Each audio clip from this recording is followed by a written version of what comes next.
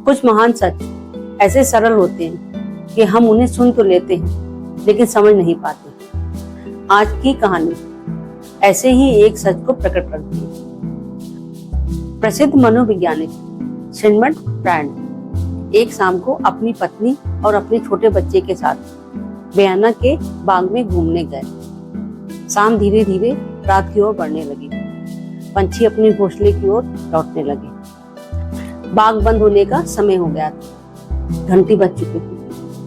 Freud और उनकी पत्नी बातचीत करते हुए बाग के मुख्य द्वार की ओर बढ़ने लगे। अचानक उनकी पत्नी ने चारों ओर देखा और घबराकर पूछा, अरे बच्चा कहाँ है?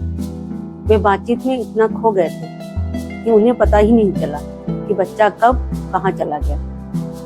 बाग बहुत बड़ा था और अंधेरा बढ़ रहा था। पत्नी की चिंता भी बढ़ रही थी, लेकिन फ्रायड शांत थे। उन्होंने पत्नी से पूछा, क्या तुमने बच्चे को किसी खास जगह जाने से मना किया था?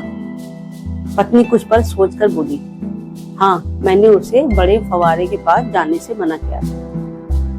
फ्रायड मुस्कुराकर बोले, तो फिर 99% संभावना है कि वह वहीं होगा। चलो चलकर देखते। दोनों तेजी से फव्वारे के पास पहुंचे और सचमुच अंधेरे में फव्वारे के किनारे पानी में पैर लटकाए हुए उनका बच्चा वहीं बैठा। पत्नी ने चकित होकर पूछा, तुम्हें कैसे पता चला कि वो यहीं मिलेगा? ये कैसा जादू? फ्रायड मुस्कुराकर बोले, ये जादू नहीं है, ये मनुष्य के मन का नियम है। जिस रास्ते पे जाना मना है का बोर्ड लगा दिया जाता है, मन सबसे पहले उसी रास्ते पर दौड़ता है। हम अक्सर सोचते हैं कि किसी चीज से बचने का सबसे अच्छा तरीका है उसे दबा देना, उसके बारे में सोचना बंद कर देना, उससे भाग जाना। लेकिन मन का स्वभाव बिल्कुल उल्टा है। जिस विचार को हम दबाते हैं और उससे लड़ते हैं, वह गहरी जड़ें जमा लेता है। जीवन में समस्याएं दमन से नहीं, समझ से समाप्त होती है।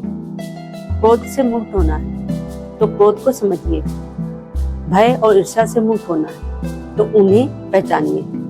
जिस चीज को हम जागरूक होकर समझते हैं, उनके कारण को जान लेते हैं, उनका प्रभाव धीरे धीरे समाप्त हो जाता है। याद रखिए, बंधन का कारण वस्तु नहीं होती, अज्ञान होता है, और मुक्ति का मार्ग संघर्ष नहीं, समझ है। इसलिए अंधकार से लड़ने की जरूरत नहीं, केवल एक दिया जलाना होता है।